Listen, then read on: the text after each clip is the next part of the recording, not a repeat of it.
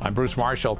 This is the Brampton Now update for the week ending the February 27th, 28th weekend 2021.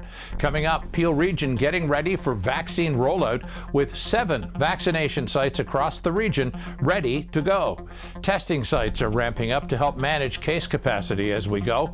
And the Chief Medic with his thanks to the province for measures extended to help keep us all safe. Details on that and more coming up in this Brampton Now update. Here's what's happening in Brampton. Vaccinations are on the minds of those who are looking down the road a few weeks. I'm pleased to share this morning the City of Brampton is supporting our partners at Peel Public Health in our shared fight against COVID-19, and we are absolutely ready to go with vaccination efforts as soon as the vaccines arrive. So what does this mean in terms of daily numbers vaccinated? In addition to the existing Brampton vaccination site at 10 Peel Centre Drive, in the coming days, the Chris Gibson Recreation Centre at 125 McLaughlin Road North will be used as a mass vaccination clinic.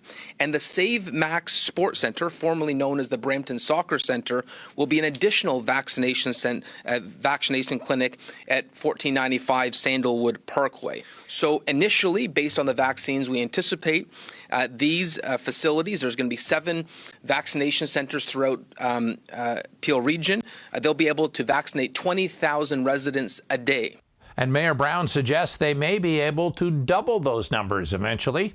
In terms of testing, before we get vaccinations, testing will remain an important part of getting a handle on the virus. Mayor Brown.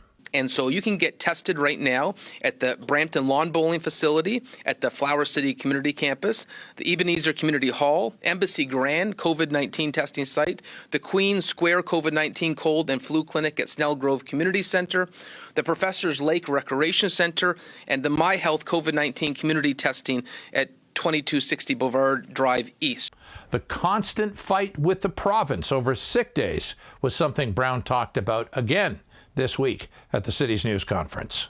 Paid sick days will help us slow the spread. Paid sick days will allow businesses to stay open. Getting through COVID is critical, and right now I think there is a significant misunderstanding between the provincial and federal governments in terms of how the paid sick programs are working. The provincial government says it's the federal responsibility. The federal government says it's provincial responsibility. In a moment, Dr. Lawrence Lowe is our local health expert, also the guy who was screaming that we needed more time before reopening Peel. Dr. Lowe with his thanks to the province for listening and to you for putting up with this for the good of us all. More on that next on the Brampton Now update.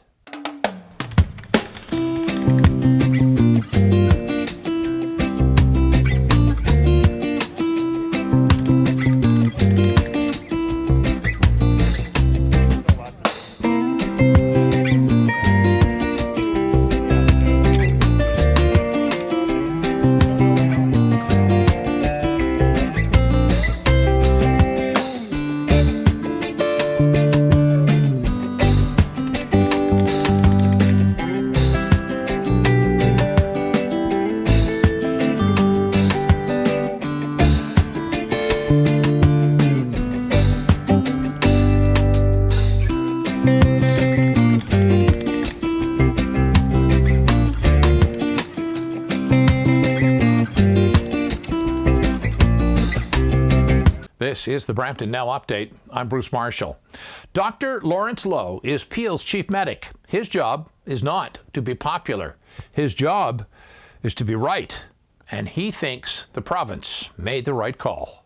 I welcome the provincial government's extension of the stay-at-home order in Peel through March 8th. And I also want to acknowledge Mayor Brown's leadership in hearing and acknowledging my rationale behind supporting this difficult decision. I want to be clear that this is the right call, though I know that it was hard to hear for some who were hopeful that measures might be loosened somewhat. I know it has been a very difficult year filled with sacrifices, and the 2-week delay in returning to the provincial response framework supports our efforts to forestall a third wave and lockdown in our community. With more variants being detected, we know that opening too quickly, only to shut down again, risks so much. the lives of our most vulnerable, the well-being of our frontline workers and healthcare providers, our recent return to in-person learning, and the viability of many of our businesses. In a moment, our Dr. Lawrence Loh is not only a good man with the scientific facts, he's a bit of a philosopher. More on that next on the Brampton Now Update. This is your invitation to hear our stories, to engage in our traditions, and connect with our history. Connections as varied as the land. Come experience our country's heritage. Find and book your authentic Indigenous experience at indigenouscanada.travel.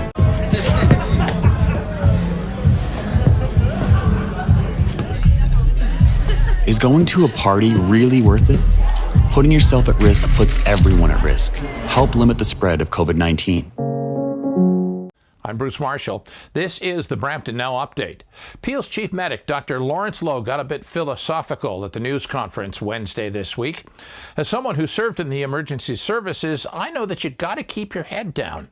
But sometimes you just have to think about the enormity of the issue as well, and what might have been had we lost control like the U.S. did. Yesterday, the United States marked a grim milestone. 500,000, 1 in 660 Americans have died from COVID-19, and 3 million Americans, 1 in 125, are anticipated to experience chronic effects of COVID-19 in their coming years and possibly throughout their lifetime. This level of loss is unthinkable. And beyond the human toll borne by families, interestingly, a friend of mine in New York, who I chatted with last week, explained that the extent of this loss also represents America's biggest challenge to longer-term economic recovery. 500,000 lives and their associated labor, ingenuity, and consumption gone forever.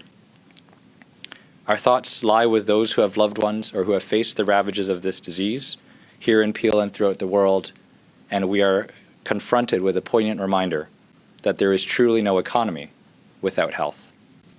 The United States' experience reinforces how failing to control the virus results in the same impacts to well-being in the economy, the same loss in consumer confidence, the same impacts to bottom lines, all atop an unthinkable loss of life. That means that the root cause of our misery is not the measures, but the disaster itself. The measures are our attempt to respond. So yes, this is a burden, but it's also much less than it might have been. And that is the Brampton Now Update for this week. Please subscribe to the Brampton Now Update channel on YouTube or follow #MarshallMinute on Facebook for lots of Brampton need to know that you won't find anywhere else. Your comments and suggestions are always welcome. And if you've got a Brampton story to tell, get in touch with me through the channel you're watching on right now. Stay strong, Brampton. Brampton strong. We're all in this together. I'm Bruce Marshall. Thanks for watching Brampton Now Update.